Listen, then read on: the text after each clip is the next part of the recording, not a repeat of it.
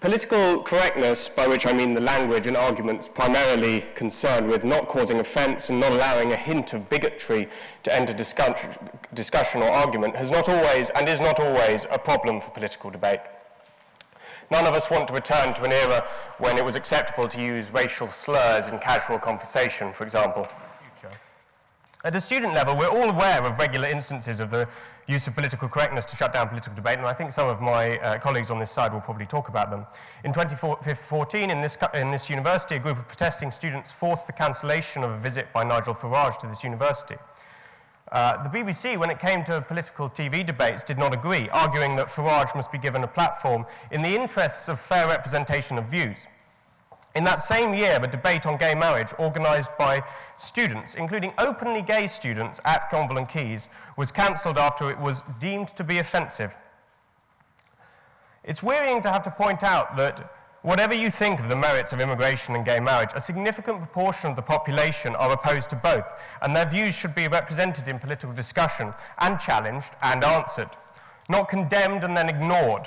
That's not a constructive way to operate in a democracy, even a student democracy.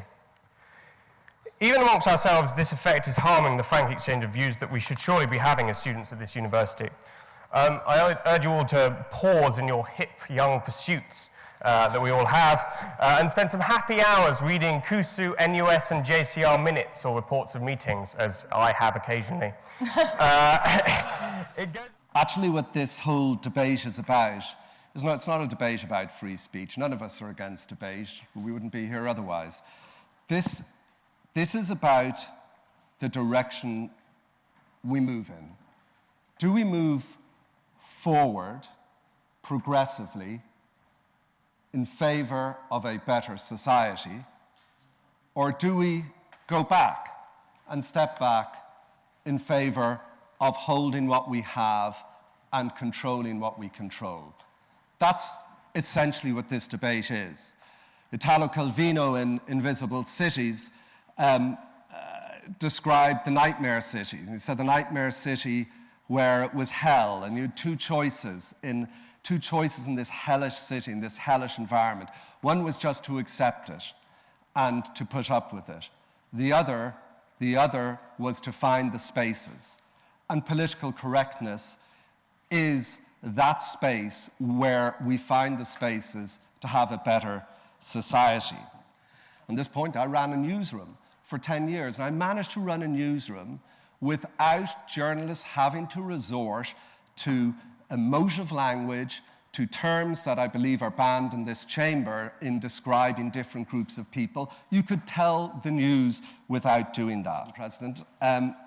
What I would say to all of you in this house is, I understand you leave by these doors, the eyes, and I never liked the word nay, but when you all walk out of here, you have a choice.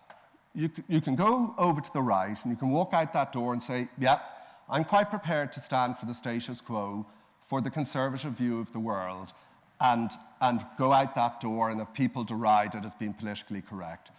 Or you can say, I stand for progress. Yes, you can find some mad examples of political correctness, that infuriation, I can understand that. But directionally, you have to be in favor of progress. Directionally, that's the way to go. Go out the door there and reject this motion. Thank you. At the same time, however, I'm also unhappy. I'm unhappy that this motion has to exist at all, because this motion is exactly a reflection of what is wrong with political correctness. Allow me to elaborate. The Cambridge Dictionary defines political correctness as such.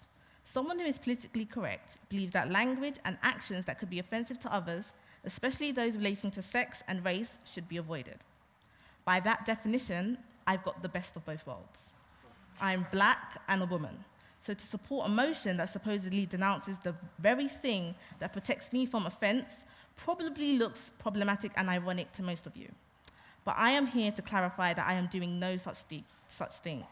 I am not seeking to denounce political correctness at the expense of political debate, because I don't believe the two are mutually exclusive concepts. Allow me to explain. Political debate is about engaging with society's issues honestly and discussing pragmatic solutions. Yet political correctness at the very core of this definition is about dressing up communication in semantics, wordplay, and oversensitivity to avoid offending certain demographics. The law. I remember as a kid, whenever someone was mean to me, I'd say the phrase over and over in my head, sticks and stones may break my bones, but words don't hurt, over and over. I now know that that phrase was a bold-faced lie. Words hurt deeply at times, but institutional racism, prejudice, and sexism hurt more. Systemic discrimination hurts more. And this is what the Equality Act already addresses. Unfortunately, with platforms like social media, we can address this and encourage activism among young people to change the law. Enough signatures on a petition can get you a debate in Parliament, and from there, legal changes can be made. Why do you think so many activists campaign for changes in the law? Because that is where the crux of power lies. This is why political debate is so important. I believe debate is a marketplace of ideas. Some great, some terrible. But surely the most effective way to dispense with these terrible ideas is to debate against them and see which one emerges victorious, i.e., who wins the debate, like now. How can we debate effectively if we are not transparent with our views and positions? I don't always agree with other people's views of my race, but I respect that others are entitled to their own opinions. I don't like when I'm called ghetto by a peer for wearing a certain hairstyle. That is a mere reflection of that person's ignorance, though. But I'm more concerned in the public sphere and how a potential employer won't employ me on the basis I do not look professional with such hairstyle. I'm concerned with the structural barriers that prevent women from getting into the workplace. I'm concerned that the rate of unemployment in BME women is approximately double that of white women. I get that. I think there's also a very deep irony with people who sort of say that there's political correctness gone mad. That I think a lot of those groups tend to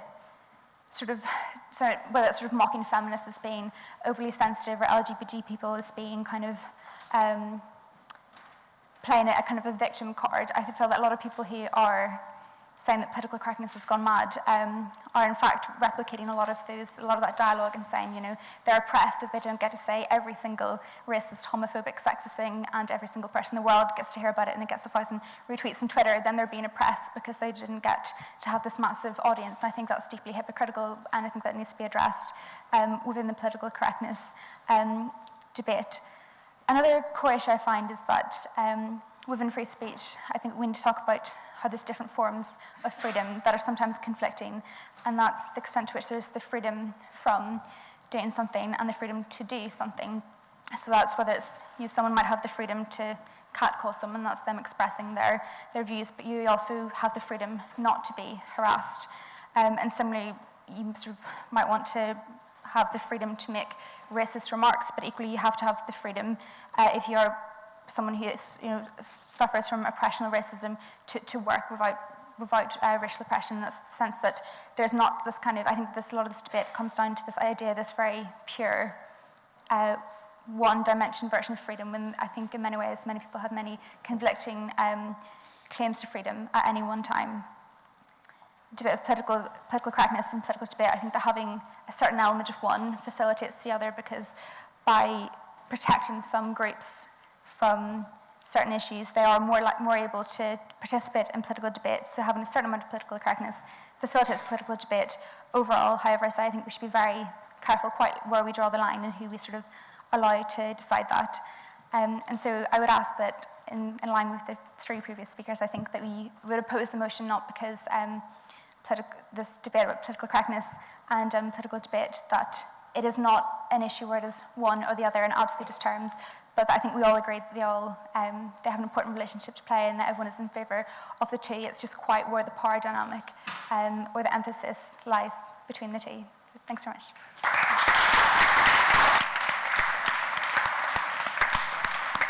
I'm afraid I'm going to disagree probably equally with people who have spoken on both sides of the proposition, of the motion this evening, because I'm going to argue this evening that actually political debate and political correctness, they are mutually exclusive. And to make things even worse, I'm not going to argue for a nice version of political correctness or that there's one version of PC that's slightly better than another. I'm going to argue that all versions of political correctness are something that those of us who believe in free speech need to oppose, because I don't think we've heard enough about free speech from either side of the House this evening, because actually free speech really is the right to be offensive, and if you can't defend the right to be offensive, then you are not defending free speech, and you are not defending the right to debate. Let's just pause and imagine for a moment a world without offence, a safe space, if you like, a world where every word and image that might upset someone is banished, a society where political correctness is the order of the day, where only nice things are said, where only compliments are paid, and no one ever disagrees with anyone.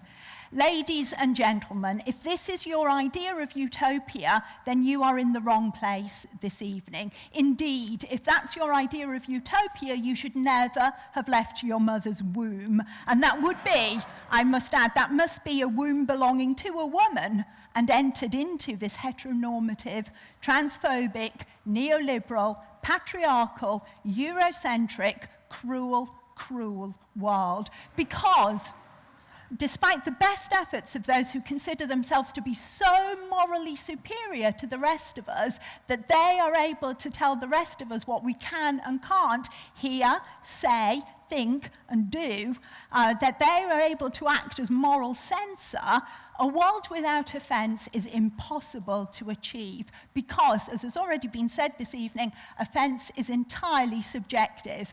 When we begin to outlaw that which is offensive, there is no obvious place to stop. Even when every word, image, and act is regulated, there will still be someone who is offended by something.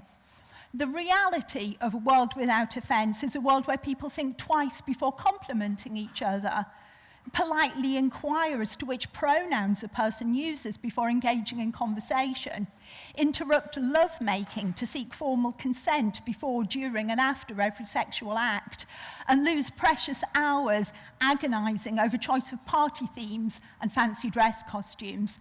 This, ladies and gentlemen, is a world without passion, a world without spontaneity. Let me finish this point. It's a world without fun. It's a world where existence would be so mind-numbingly tedious that to find oneself comatose would come as a blessed relief.